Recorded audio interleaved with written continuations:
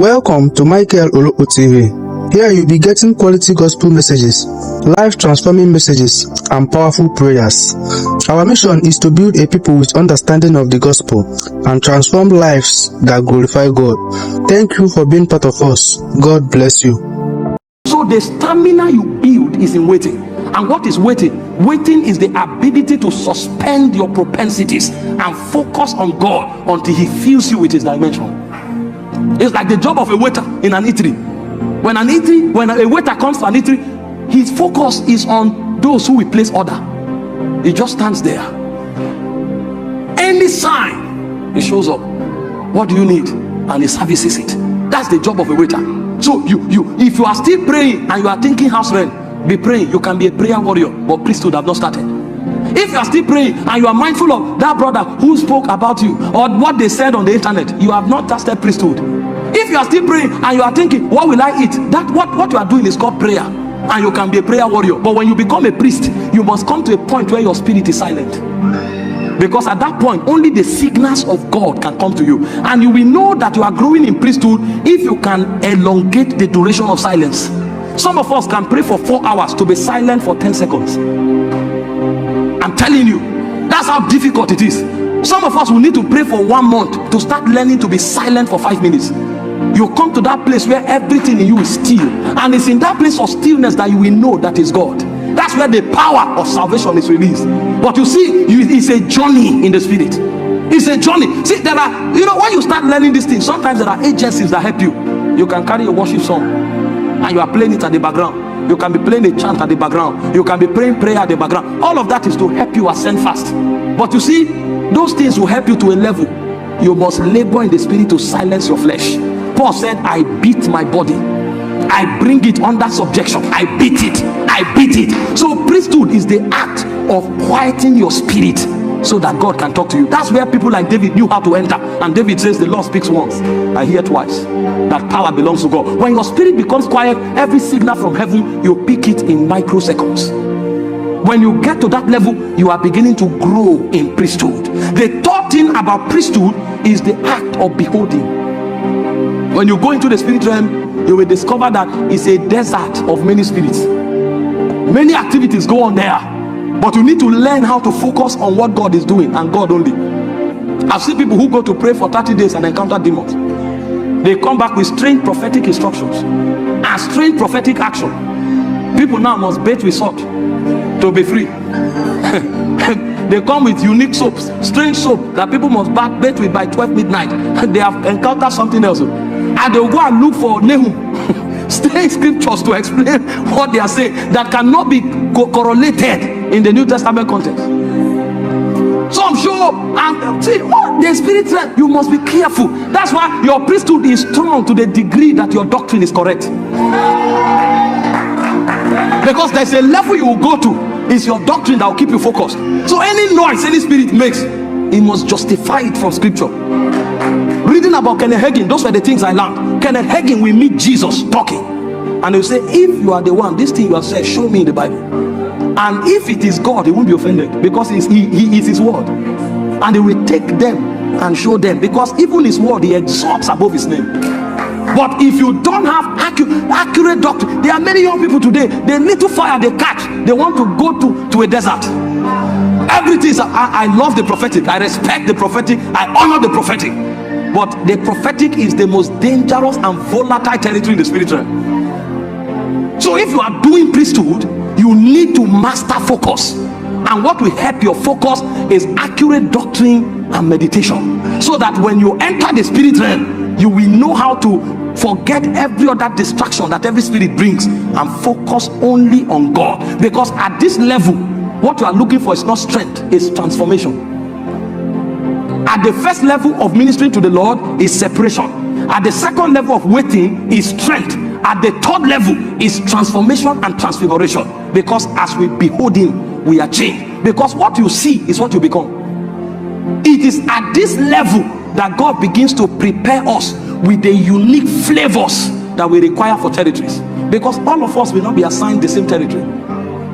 We will be assigned different territories, so we must come out with different shapes, different weapons to take the unique territories assigned to us.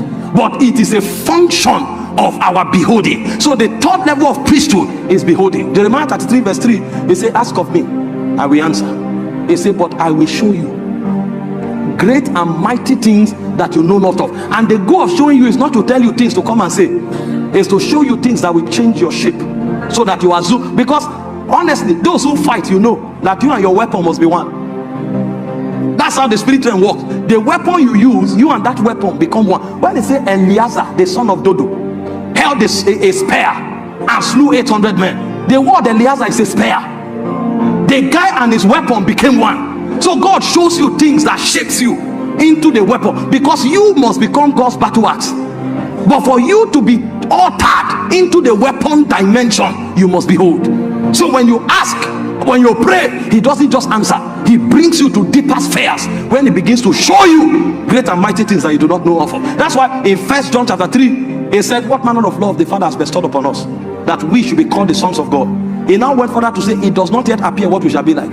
You are called the son of God, but it does not yet appear what you shall be like. He said, when we shall see him, then we shall be like him. So it's those who behold that become. You may have the legality in doctrine, but you must behold to become. And so everybody who God is using to subdue territories knows the encounters they had, because that is what shaped them into the dimensions that was able to take those territories. And all of these are the powers of sons. That's why when you find anybody who has become a son, his weight is the weight of his consecration on the altar. Sons are not talkers, they are priests. We stay on the altar, fight, subdue the flesh until we navigate with God. We minister to him, we wait upon him, we behold him. Now when you move from the level of beholding, then you are summoned into participation. You know, there are times when you see, then they tell you, come up hither. When they now begin to summon you, know that you are about to enter your inheritances. They say, I, John, I was in the spirit on the Lord's day, and I heard a sound as of a trumpet, and as I turned, I saw 7 golden lampstands. So you begin from beholding, and the angel began to interpret the meaning of the lampstand. In fact, he even saw Jesus himself walking in between the candles, and Jesus introduced himself to him, I am Alpha Omega. That's why you are educated on the ways of God. I'm the one who was, who is, and who is to come. I was dead, but now I live forevermore, and I hold the keys of Hades. He said, behold, this is the mystery of the 7 stars and of the 7 lampstands. That was when he told him that every lampstand is a territorial church. There are some churches that are organizations, but there are churches that are lamps to territories. So churches must migrate. You know, you are an organizational church. When your goal is about service, make sure the praise and worship is correct. Make sure they keep to time. The prayer must be 10 minutes, the praise and worship must be 15 minutes, the word must be 25 minutes. Now there's a place for order, we must respect it. But if we don't allow the Holy Ghost, we're in trouble. We'll become an organizational church functioning by human strategy. But when we become territorial lampstand, it's not just about the prayer, praise and worship, it's about the territory. Because our goal is to illuminate territories. Those are the kind of churches recognized in heaven. He said, this lamp is for Ephesus, this lamp is for Philadelphia, this lamp is for Laodicea. Every candle was a territory. And then he said the stars are the angels of those churches. At that level he was beholding, so he was being educated. He even came with a message for the church.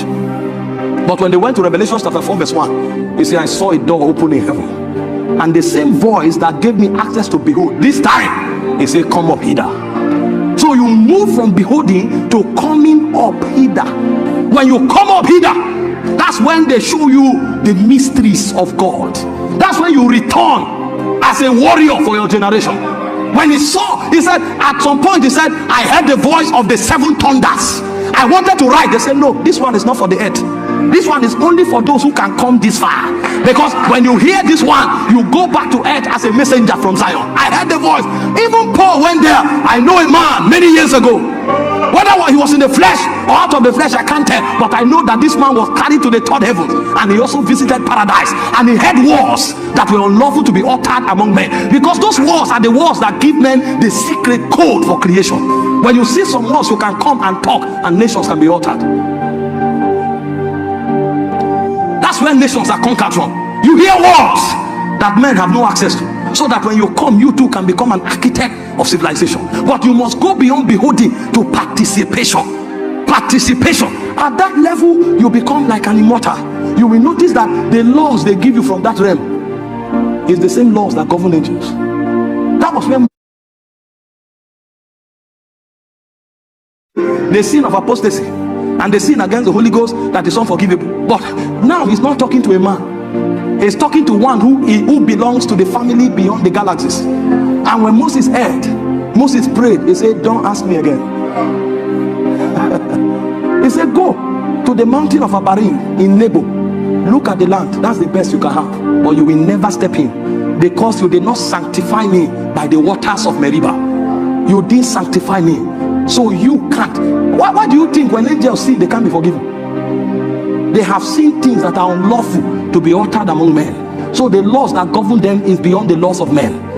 And those are the kind of men that have stature and ranking. When they talk in the territory, they are fighting princes. They are not fighting men, because they have the same stature. They know the things the princes know, so they can change the secrets and the codes that were wired into civilization to make them evil and alter them so that they align to the purposes of God. But for you to go there, your priesthood must be robust. Your intimacy must be as weighty as your life. It is when you get here that you come to the final level of priesthood, which is litigation and legislation. Legislation is the act of writing laws.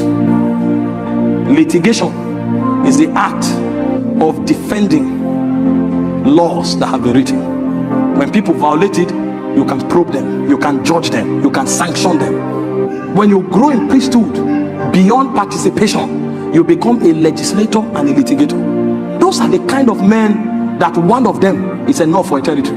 God can look at them and say, you go to Northern Ireland.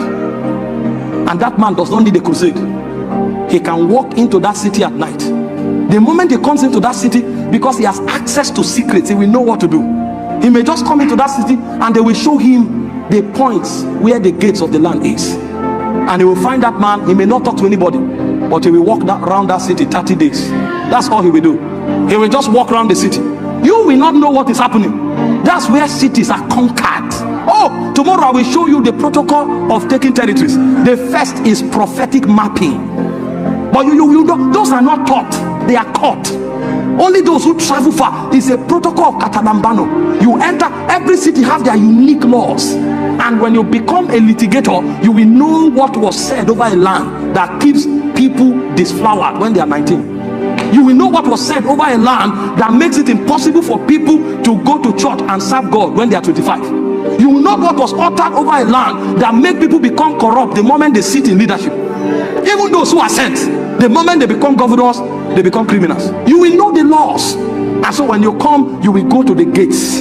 Sometimes you walk for 30 days around the city, and in those 30 days you may not even be permitted to talk. You can't explain it. It's not doctrine, it's intimacy, it's priesthood at work. Did you not read about Joshua? There's a place for strategy, but there's a place for priest. The Bible said in Joshua chapter 5 from verse 13 to 16, Joshua went alone and he was beholding the city, and suddenly he saw a prince stood with a sword drawn out. This one is not for church, it's not church service, it's for priest. And he looked at him, he knew this place I came is for contention, and he said, are you for us or against us? And the man looked at him and said, nay, I'm neither for you nor against you. I came as a captain of the Lord's host. Anybody who aligns with God, I'm with him. The moment Joshua gave the salute, he looked at him, he began to tell him secrets. He said, this is what he will do. He said, get the whole of Israel, let them walk around the city once every day for 6 days, silent. If you talk, you have violated the protocol, because what you are doing is called Mahanaim. The armies of heaven are trying to resonate with the armies of earth, so that the battle will leave the physical jurisdiction to the spiritual jurisdiction. Utterance is an error.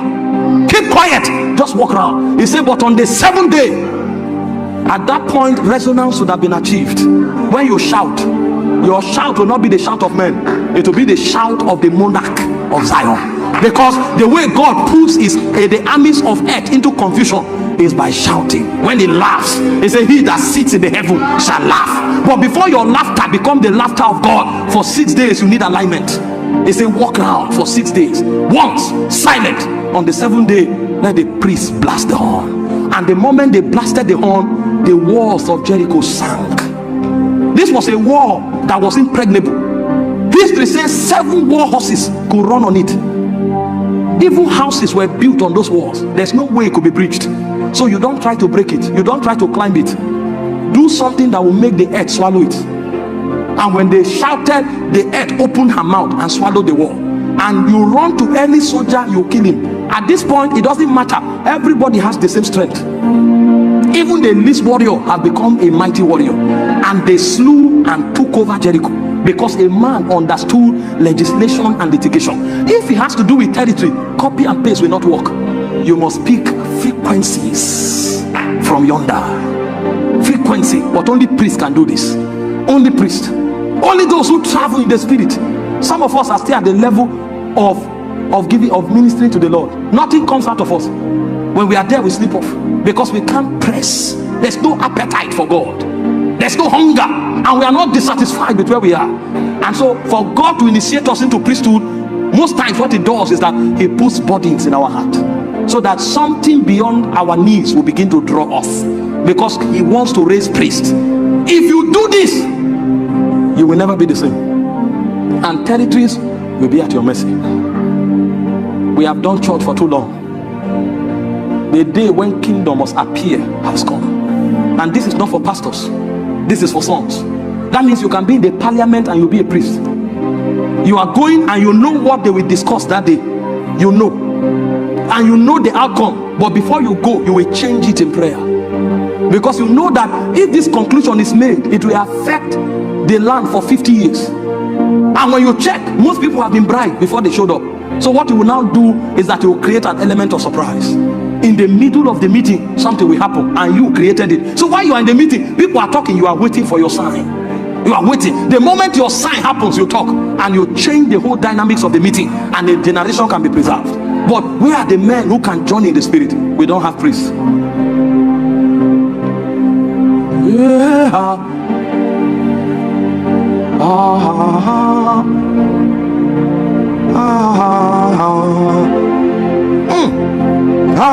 Hey, yeah.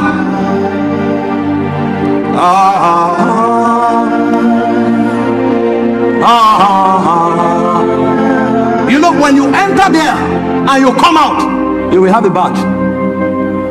Everybody who has gone there came out with a badge. You can never be the same. I'm telling you, you don't go there and come out the same. Something must change about you that your generation will take note of. That badge is what puts us into our rank, because the army has a structure, but there's an alignment pattern. You must align to your own quorum. You must align to your own tribe, because this is a game of quorums, and you cannot come except as your number. Don't you see that even physical soldiers have ranking? There is the Navy, there is the Air Force, and there's the Army. You don't just come and say I'm a soldier. Which rank? Which order? There's a rank and file, because the battle is not haphazard. It's not a chaotic battle where somebody is throwing stones. No. There's an order. There are those who are trained to be flexible in the air. When they get into the air, they become like the eagles. So they fight from up. There are others who are good in the waters. When they enter the sea, they become like the fish. They attack you with ferocious attack like sharks and whales. And there are those who are on ground. Some of them are like lions, others are like gazelles.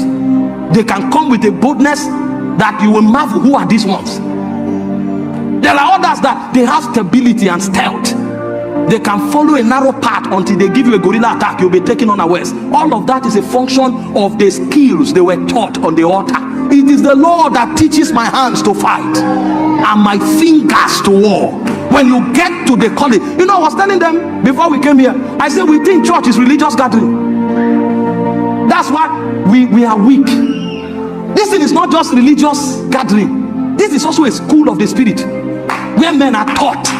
This is also a gate where senators, representatives of territories gather, so that we can proclaim laws that will shape lands. Church is not just a religious environment. It's a school. It's a gate, like a senate chamber, and it's also a warfare ground. We fight here and things happen in territories. We train people here. We send them into government, send them into media, and they have skills that are not taught in the university, but taught from Zion. So when you journey into the holy of holies, something happens to you. And there are 5 badges I want to talk about in the next 10 minutes as we begin to pray. When you enter there and come out, the first one, they are in no particular order, but one of the things that will happen is that you will become the burning ones. Those are the kind of people that God sends into territories, the burning ones. You know, Isaiah was prophesying. He thought it was about calling people's names and phone number, and it was not affecting the territory. You are wearing a black singlet, but the territory is dark. Your balance in the account is 2,000 pounds. The territory is dark. It's beyond manifesting the prophetic. What is the texture of your uniform? So when he came to the Holy of Holies in Isaiah chapter 6, he said, the year that King Uzziah died, I saw the Lord. He had been brought into another college.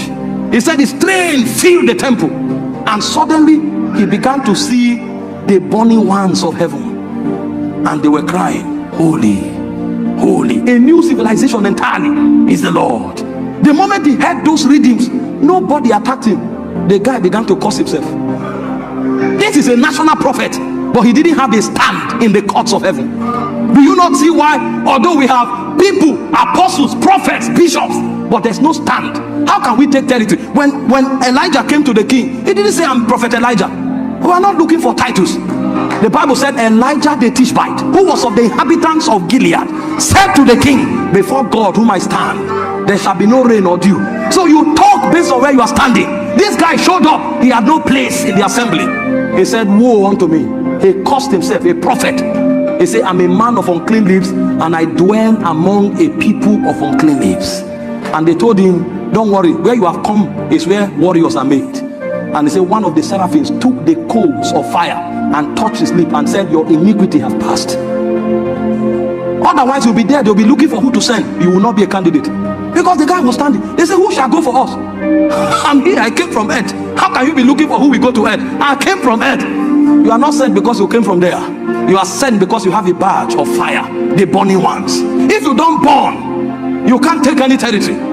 When territories are apportioned, they look for sons of fire, men who carry the flames. That's why he said he maketh his angels spirits, but his ministers, the ones he sends to territories, he said those ones, they are a flame of fire. If you are not burning, you can't take territories. In John 5:35, it spoke concerning John. He said he was a burning and a shining light, and you were willing to stay under his light for a season. No wonder the Bible said the whole of Jerusalem and Judea went to him. One man took over Judea, took over Jerusalem, because he was burning with flames. A generation needs to be touched with the coals of fire. We must be taught in priesthood the technology of flames, because most of us, we are not burning. And you know, the danger of not burning is that the princes don't care. They're only afraid of those who carry fire. You know why? Because in heaven fire purifies, but in hell fire torments. It was a judgment that was passed on Satan when he fell. He said, I will cause fire to come out of you, and that fire will consume you. So every time a man shows up with fire, it reminds him of the messianic judgment, that you will be burned to ashes. And so you can't come to a territory where Satan is placing demands if you don't have fire. You must be set ablaze to come there. And fire